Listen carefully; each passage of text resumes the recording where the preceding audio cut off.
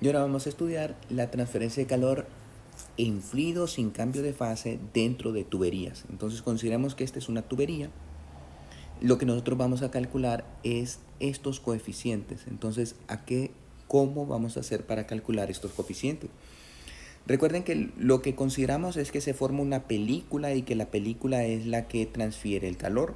Entonces, estamos considerando qué es lo que va a crear esa película. Entonces, imagínense, ahora les haría la pregunta si los estuviera viendo, ¿qué es lo que va a estar creando esta película? La película va a ser creada por los factores que influyan en la formación de ella misma. Estos son la viscosidad, la temperatura, que va a variar la viscosidad, el flujo. Recuerden que para diferentes tipos de flujos así se va a estar formando. Nosotros los flujos los conocemos a partir del número de Reynolds.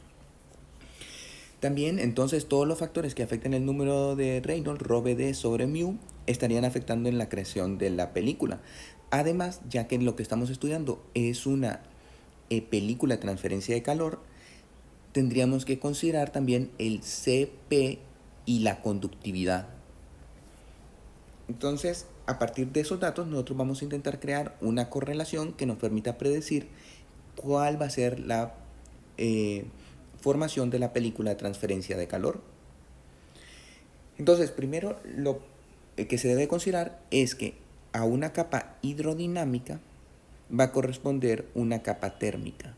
Entonces, igual que como se forma la capa laminar de hidrodinámica para la transferencia de momento, nosotros vamos a tener una capa térmica que nos indica la transferencia de calor.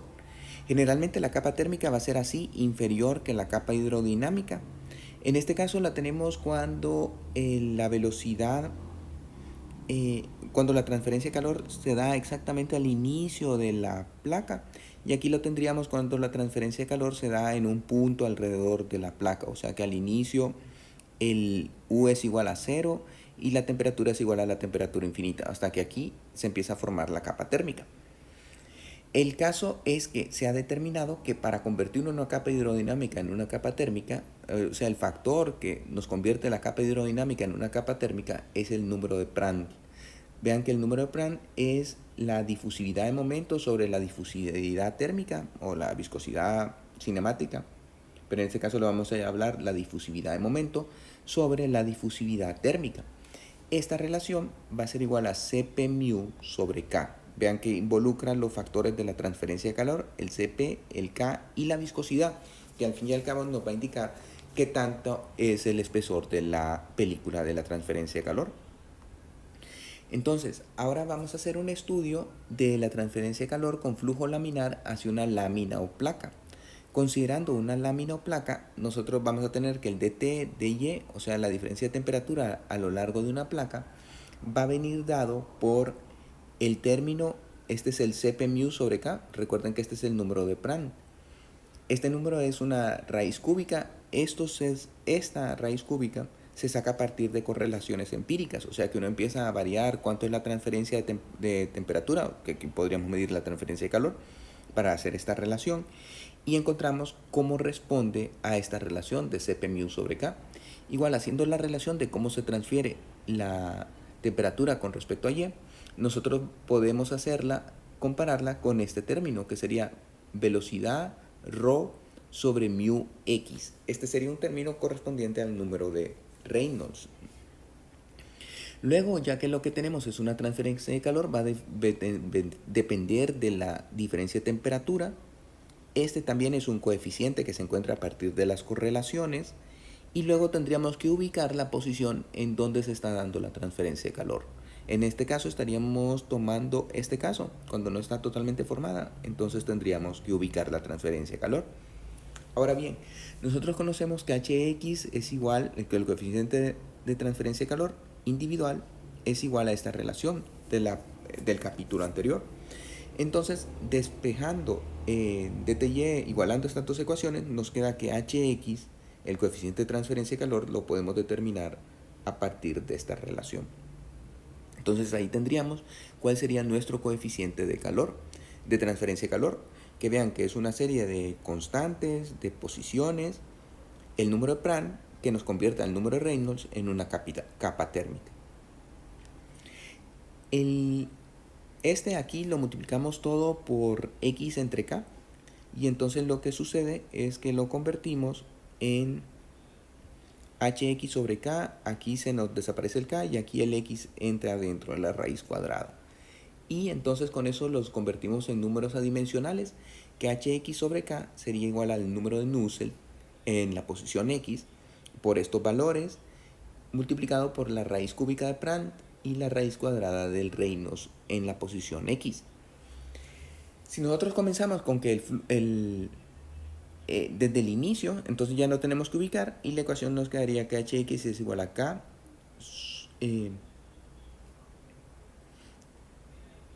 que el número de Nusselt es igual a 0.332 raíz cúbica de Prandtl raíz cuadrada de Reynolds.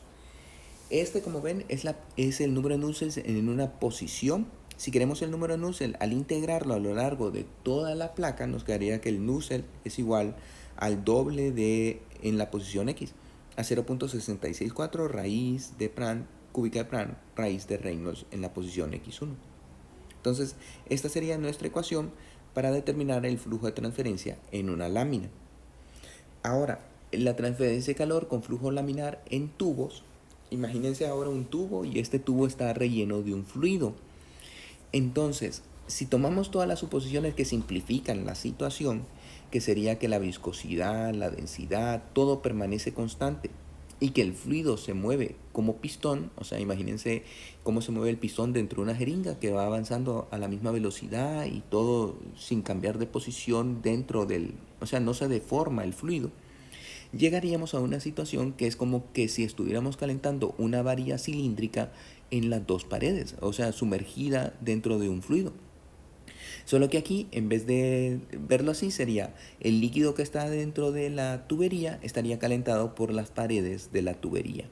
Entonces, eso sería una transferencia de calor en estado no estacionario de un cilindro, que recuerden que lo que tenemos que definir es un número de Fourier, que en este caso lo definiríamos como 4kL Cp d cuadrado, la velocidad media. Ahora bien, en el cálculo de las transferencias de calor en fluidos no se emplea el número de Fourier, sino que se emplea preferiblemente el número de Graetz. El número de Graetz viene dado por m.cp sobre kl. Este Graetz, entonces, va a venir despejando lo que es m punto, nos quedaría pi cuartos de rho v cp d cuadrado sobre kl. De hecho, el número de Graetz es una multiplicación del número de Prandtl por el número de Reynolds.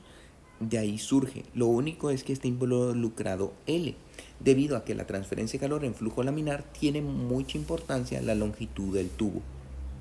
Entonces, ya teniendo que Graetz es igual a esta relación, esto es igual a pi cuartos Reynolds Prandtl de L. Como les decía, va a ser la multiplicación del número de Reynolds por el número de Prandtl, más un factor geométrico, por la relación de D entre L. Si ahora nosotros podemos definir, multiplicando Reynolds por Graetz por el número de Reynolds y de Prandtl, un número de Peclet. Perdón, el número de Peclet es igual a la multiplicación de Reynolds por Prandtl, y entonces al multiplicar Reynolds por Prandtl nos daría dv rho sobre mu es igual a cp mu sobre k, y esto sería igual, al hacer las simplificaciones, dv sobre alfa. Entonces nosotros podríamos definir el número de Graetz en función de esta multiplicación. Graetz va a ser igual a pi d sobre 4L Peclet igual a pi sobre Fourier. Entonces vean que existe la relación existente del número de Graetz y el número de Fourier que les había indicado.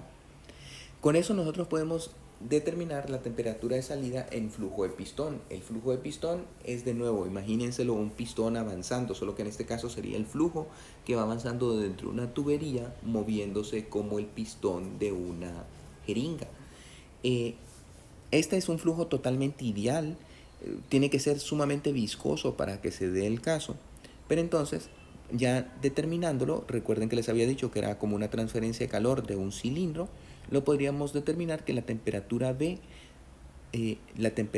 B a la salida no es la temperatura B media, sino que la temperatura de la salida, sería igual a esta relación, en donde noten que no estamos empleando el número de Fourier, sino que el número de Graetz. Para flujo totalmente desarrollado, los flujos totalmente desarrollados ya no avanzan como un pistón. Vean que el pistón sería con esta forma, así, cuadrada. El flujo totalmente desarrollado avanza como una parábola.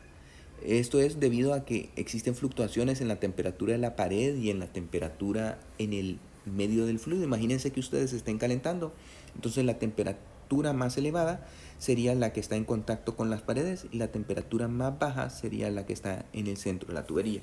Entonces se desarrolla un perfil parabólico y ahora para determinar la temperatura de salida en un flujo totalmente desarrollado emplearíamos esta ecuación tomando en consideración el flujo parabólico. Vean que son diferentes términos.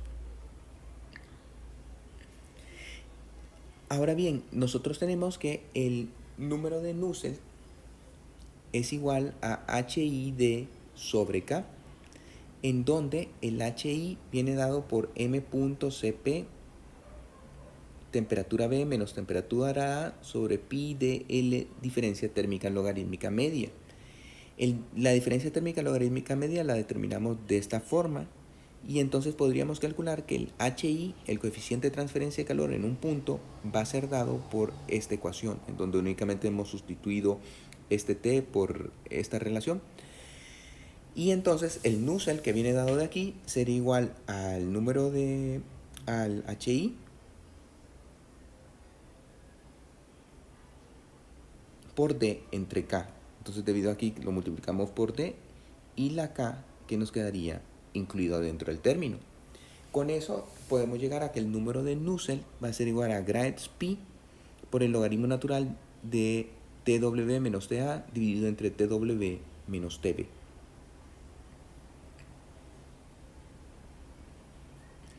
Con esto vean que tenemos esta gráfica. Esta gráfica nos relaciona Graetz con Nusselt. Fíjense que si el Graetz con Nusselt es de flujo tapón o pistón, entonces nos daría estos valores que son superiores a los valores que nos da para el flujo parabólico, que sería esta ecuación de aquí. Si nosotros tomamos esta ecuación, entonces realmente la ecuación 1225, la del flujo parabólico, tiende a minimizar los valores porque no consideran los cambios de densidad, los cambios de temperatura, los cambios en las viscosidades, sino que todo lo toma como que si fuera constante. Entonces tiende a dar valores más pequeños. Vean que los valores estarían, estos son los que produce la ecuación, tendríamos que considerar que los valores son más pequeños acercándose al del flujo pistón. La ecuación, vean que a partir de un Graetz de 20 sigue la relación que Nusselt va a ser igual a 2 veces Graetz a la 1/3, aumentando Nusselt con 1/3 del número de Graetz. Por debajo los factores cambian y vean que tendríamos una desviación de la ecuación correspondiente a Nusselt sobre Graetz a la 1/3. Por lo tanto, en este caso tendríamos que calcularlo de otra forma. No puede ser que el número de Nusselt sea de esta manera.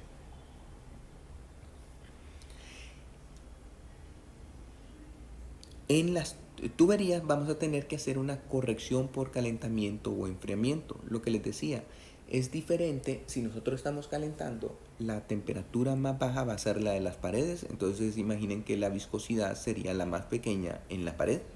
Sin embargo, si nosotros estamos enfriando, la viscosidad más pequeña es la de las paredes, indicando que se nos va a tender a formar mayor película para la transferencia de calor, que va a impedir la transferencia de calor.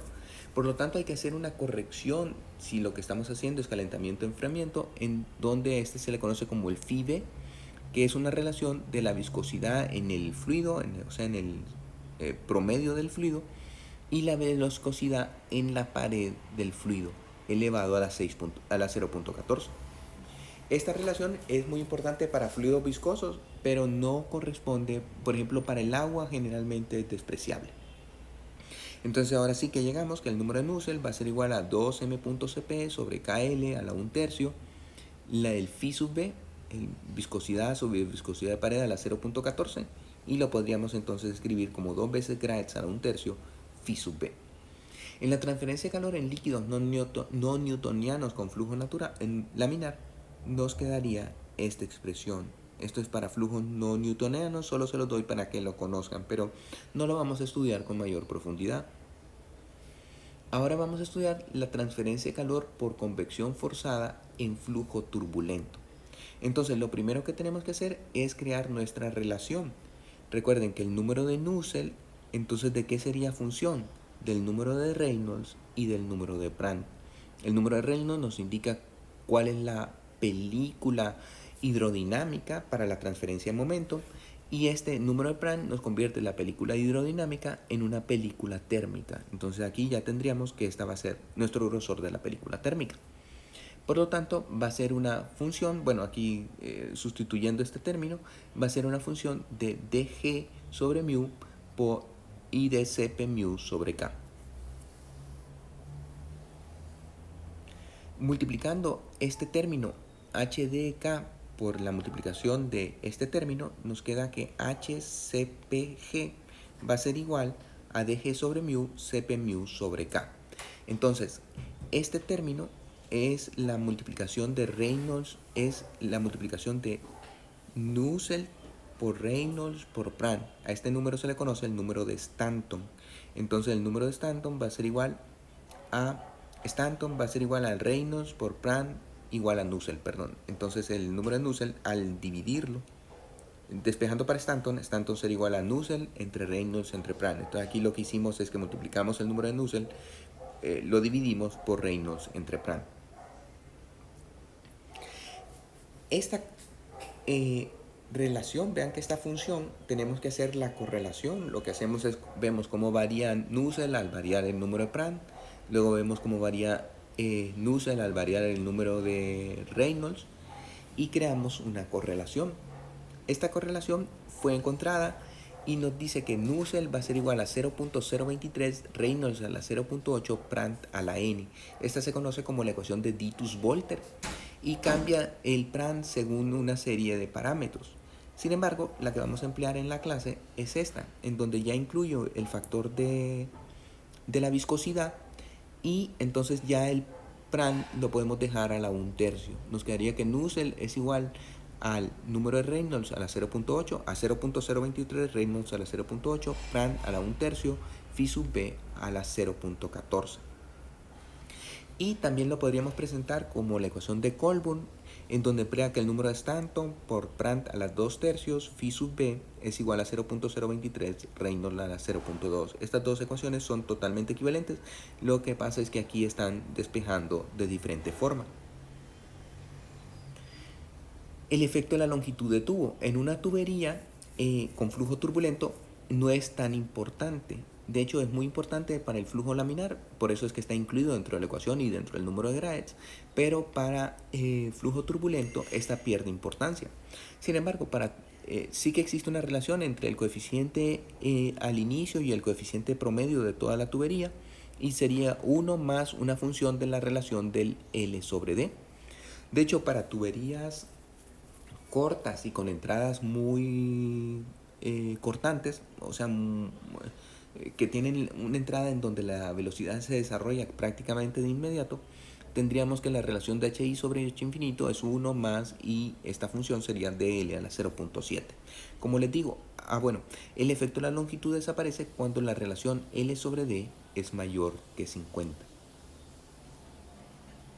Despejando para el coeficiente, nos quedamos con una relación en donde el coeficiente va a depender de G, que recuerden que es la velocidad del flujo, K, que es la conductividad, Cp a la 1/3. Ahí nos está diciendo cómo variaría con cada uno de estos términos, dividido sobre el diámetro a la 0.2 y la viscosidad a la 0.47.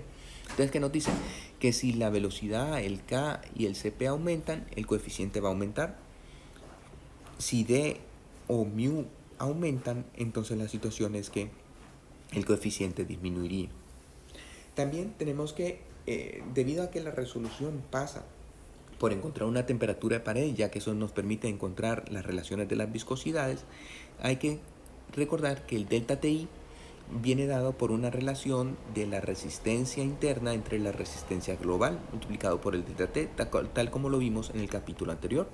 Entonces delta TI, sin considerar las paredes, nos quedaría que es igual al 1 sobre HI dividido entre el coeficiente global, que sería 1 sobre HI más DI de 0 más DI sobre D0 H0 delta T. Vean que aquí hemos despreciado la resistencia de la pared. Recuerden que en algunos casos puede crear un error de un 10%. Entonces tendríamos que para el calentamiento la temperatura de pared va a ser esta y para el enfriamiento sería restarle a la temperatura promedio. Con eso les pido que hagan el ejemplo 12.1 y 12.2 y concluiremos este tema el martes próximo.